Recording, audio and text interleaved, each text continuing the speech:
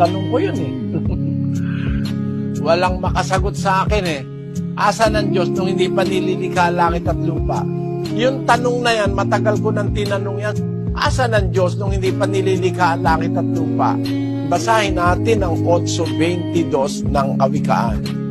Inari ako ng Panginoon sa pasimula ng kanyang lakad, bago pinasimulan ang kanyang mga gawa ng una. Ako'y nalagay mula noong araw, mula nang walang pasimula, bago nalikha ang lupa. Ako'y nailabas ng wala pang kalaliman, nang wala pang mga bukal na sagana ng tubig. Bago ang mga bundok ay nalagay, bago ang mga burol ay ako'y nailabas.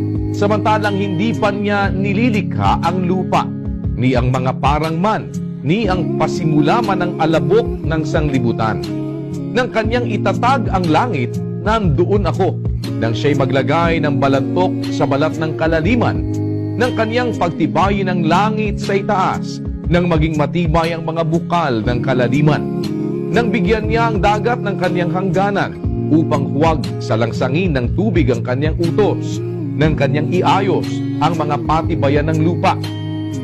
Nasa siping nga ni ako, na gaya ng matalinong manggagawa, at ako ang kanyang ligaya sa araw-araw na nagagalak na lagi